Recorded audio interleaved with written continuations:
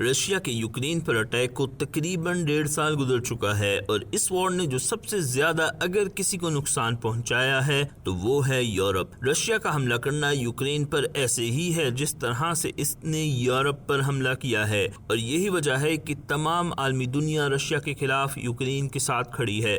फरवरी 2022 में जब रशिया ने यूक्रेन पर अटैक किया तो जवाब में रशिया पर खुलकर अटैक करने की बजाय इन वेस्टर्न कंट्रीज ने ये फैसला किया कि वो पीछे रहकर ये वॉर लड़ेंगी, क्योंकि रशिया एक न्यूक्लियर सुपर पावर है और किसी भी मुल्क को नहीं पता कि रशिया की सबमरीन्स इसके समुंदर में बिल्कुल इसके सामने कहीं पर भी मौजूद हो सकती हैं और यूरोप तो पहले ही रशिया की मिसाइल्स की रेंज में है और इस डर से कि कहीं कोई एटॉमिक वॉर न शुरू हो जाए पूरी दुनिया ने यूक्रेन का साथ दिया और इसी वजह से तमाम दुनिया ने रशिया के लोगों पर और इनके बैंक्स पर और इनकी कंपनीज पर हर तरह की सैंक्शंस लगाना शुरू की और इनकी इकोनॉमी को ऐसा नुकसान पहुंचाने की कोशिश की कि रशिया ये जंग बिल्कुल भी न लड़ सके। लेकिन ऐसे में जर्मनी रशिया की मदद करता रहा है। जर्मनी जिसने पूरी दुनिया का साथ देते हुए रशिया के साथ तमाम तो ट्रेड बंद कर दी थी, लेकिन फिर भी वो रशिया को डेली की मिलियंस ऑफ यूरोस की पेमेंट करता रहा है। इस पेमेंट की वजह से रशिया ये जंग लड़ने के कुछ न कुछ काबिल रहा है और इसकी वजह ये है कि जर्मनी मुकम्मल तौर पर रशिया के साथ ताल्लुकात खत्म नहीं कर सकता और उसकी वजह है ये पाइपलाइंस का जाल जिनको आप देख रहे हो, क्योंकि रशिया से आने वाली गैस जो कि जर्मनी का पूरा मुल्क चलाती है और अगर ये गैस बंद हो जाए तो जर्मनी की इकोनॉमी का भुरकस निकल जाएगा। जर्मनी की इकोनॉमी एकदम से कोलैप्स कर जाएगी। इस वीडियो में हम ये जानेंगे कि आखिर क्या वजह है कि जर्मनी जैसा सुपर पावर भी रशिया के सामने मजबूर है और इसके पास एनर्जी के ऑल्टरनेटिव वसाइल क्यों नहीं है। जैसे कि सारी की सारी दुनिया रिन्यूएबल एनर्जी की तरफ जा रही है, लेकिन जर्मनी की प्रॉब्लम यह है कि जर्मनी में क्लाइमेट बहुत मुख्तलिफ है और वहाँ पर इतनी धूप नहीं पड़ती या इतना हॉट एरिया नहीं है जिससे सोलर एनर्जी से फ़ायदा उठाया जा सके। और अगर हम विंड एनर्जी की बात करें तो जर्मनी में ऐसी कोई भी जगह नहीं है जहाँ पर बहुत ज़्यादा तेज़ हवाएं चलती हों। एक छोटा सा एरिया जो जर्मनी के कुछ हिस्से पर है वहाँ पर हवा से बिजली पैदा की जाती है, लेकिन वो जर्मनी के लिए कोई खास फायदेमंद साबित नहीं हो रहा। जर्मनी के पास एक ही रिसोर्स है जिससे वो बेइंतहा मालामाल है और वो है कोयला। जर्मनी के पास दुनिया के 7th लार्जेस्ट कोयले के रिजर्व मौजूद हैं और आज की डेट में जर्मनी की तकरीबन 30% बिजली कोयले से पैदा होती है। इसी कोयले की वजह से वर्ल्ड वॉर 2 के बाद जर्मनी ने तरक्की की और इंडस्ट्रियलाइजेशन का सफर शुरू किया। वर्ल्ड वॉर 2 के बाद 1950 में जर्मनी की इकोनॉमी जैसे ही रिकवर होना शुरू हुई तो जर्मनी को बहुत ज्यादा एनर्जी रिसोर्स की जरूरत थी। जर्मनी जो कि सिर्फ और सिर्फ कोयले से मालामाल था, लेकिन कोयले का मसला ये है कि वो बहुत ज्यादा पॉल्यूशन पैदा करता है। जर्मनी की स्टील इंडस्ट्री और केमिकल इंडस्ट्री बहुत ज्यादा तरक्की कर रही थी, लेकिन इसको बढ़ाने के लिए बेइंतहा एनर्जी रिसोर्स की जरूरत थी जो कि कोयला पूरा नहीं कर सकता था। इसी दौरान 1953 में साइबेरिया में नेचुरल गैस के बहुत बड़े रिजर्व डिस्कवर हो गए। सोवियत गवर्नमेंट ने सोवियत शहरों में ये गैस पहुंचाने के लिए पाइपलाइंस बिछाना शुरू कर दी।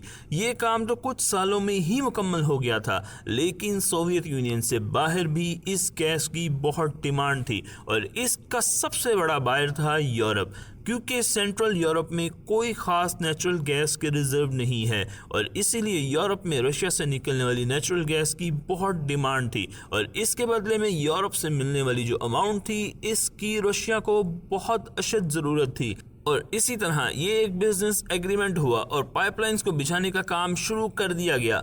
अब मसला ये था कि इन पाइपलाइंस को यूरोप पहुंचाने के लिए बहुत ज़्यादा इन्वेस्टमेंट की ज़रूरत थी। फिर 1979 में जर्मनी में जर्मन चांसलर ने एक नई फॉरेन पॉलिसी इंट्रोड्यूस करवाई जिसका मकसद था कि सोवियत यूनियन और जर्मनी को एक दूसरे के करीब लाना और इस पॉलिसी के अंदर जर्मनी और सोवियत यूनियन ने एक डील की जिसमें सोवियत यूनियन जर्मनी को गैस देगा, जिससे जर्मनी अपनी सारी की सारी इंडस्ट्री और तमाम तर घरेलू जरूरियात को पूरा कर सकेगा। और बदले में वेस्ट जर्मनी सोवियत यूनियन को ये पाइपलाइंस बिछाने के लिए हाई क्वालिटी का स्टील देगा। असल में नेचुरल गैस, कोयला और तेल दुनिया के 3 सबसे बड़े एनर्जी रिसोर्स हैं, जिनसे सारी दुनिया और इंडस्ट्री इस वक्त चल रही है। मगर जैसे कोयला और तेल को पूरी दुनिया में कहीं भी समुद्री जहाजों में लोड करके भेजा जा सकता है, मगर नेचुरल गैस को पाइपलाइंस के बगैर किसी दूसरी जगह भेजना बहुत मुश्किल है। और इन पाइपलाइंस को बनाना भी बहुत महंगा, लंबा और मुश्किल काम है। इसीलिए गैस के प्रोजेक्ट 20 से 30 साल तक लंबे होते हैं। 1990 तक सोवियत यूनियन जर्मनी को अपनी 40% गैस सप्लाई कर रहा था। फिर 1991 में सोवियत यूनियन टूट गया और रशिया की मेन गैस पाइपलाइंस जो कि यूक्रेन से गुजर कर जा रही थी, अब रशिया का इन पाइपलाइंस और गैस पर कंट्रोल काफी कम हो गया। इसी प्रॉब्लम को कैटर करने के लिए रशिया ने नई पाइपलाइंस बिछाने का काम शुरू कर दिया। 1999 में रशिया ने एक और पाइपलाइन बिछाना शुरू की जो कि बेलारूस से होती हुई जर्मनी तक जाती थी। और फिर 2005 में इन दोनों कंट्रीज ने एक और पाइपलाइन बनाने का काम शुरू किया जो बाल्टिक सी से होते हुए डायरेक्ट जर्मनी को जाती थी। इस पाइपलाइन को द नॉर्ड स्ट्रीम कहते हैं और यही वो पाइपलाइन थी जिसके बाद जर्मनी बहुत हैवीली रशिया पर डिपेंडेंट हो गया। तो अब रशिया की गैस इन 3 रूट से यूरोप और जर्मनी को पहुंच रही थी। ट्रेड जबरदस्त चल रहा था, यूरोप को आसानी से बड़ी क्वांटिटी में गैस मिल रही थी और रशिया को बहुत अच्छा खासा पैसा मिल रहा था। लेकिन ये बहुत जल्द बदलने वाला था। 2014 में जब रशिया ने ईस्टर्न यूक्रेन पर हमला करके क्राइमिया पर कब्जा किया तो पूरे यूरोप ने रशिया पर सैंक्शंस लगाना शुरू कर दी। कंट्रीज ने इस बार गैस और ऑयल के लिए रशिया के ऑल्टरनेटिव देखना शुरू कर दिए, मगर जर्मनी फिर भी रशिया की गैस पर जमा रहा, बल्कि इसने रशिया से और ज्यादा गैस खरीदना शुरू कर दी और ये सिलसिला ऐसे ही चलता रहा। फिर फाइनली सितंबर 2022 में रशिया ने जर्मनी और यूरोप को गैस पहुंचाने वाली सारी पाइपलाइंस बंद कर दी और इसके नतीजे में जर्मनी में एक ज़बरदस्त तूफान आ गया। गैस शॉर्टेज की वजह से जर्मनी में एनर्जी प्राइसेस जंप कर गई और जब एनर्जी प्राइसेस ऊपर जाती हैं तो हर चीज़ की प्राइस ऊपर चली जाती है। अब आप सबके जहन में ये सवाल ज़रूर आ रहा होगा कि जर्मनी आखिर इतना डिपेंडेंट क्यों है रशिया पे। जर्मनी के पास कोई ना कोई तो अल्टरनेटिव होगा। तो अब अगर हम जर्मनी के कोल रिजर्व की बात करें तो इसका मसला ये है कि कोल सारे फॉसिल फ्यूल्स में सबसे ज़्यादा पॉल्यूशन फैलाने वाला एनर्जी सोर्स है और इसीलिए 2019 में पूरी दुनिया के प्रेशर में जर्मनी ने एक एग्रीमेंट साइन किया कि वो अगले 20 सालों में तमाम कोल प्लांट्स बंद कर देगा और इस तरह वो एक ही एनर्जी रिसोर्स जिससे जर्मनी मालामाल था इसके किसी काम भी नहीं आया। जर्मनी के पास एक और अल्टरनेटिव सोर्स था जो था एटॉमिक एनर्जी के जरिए बिजली पैदा करना, लेकिन जापान में आने वाले एक खौफनाक ज़लज़ले के बाद जिसमें एक एटॉमिक घर को शदीद नुकसान पहुंचा था, जर्मनी ने यह फैसला किया कि वो आने वाले कुछ ही सालों में अपने तमाम एटॉमिक बिजली घर भी बंद कर देगा और इसी वजह से जर्मनी अपने बहुत सारे एटॉमिक बिजली घर बंद कर चुका है।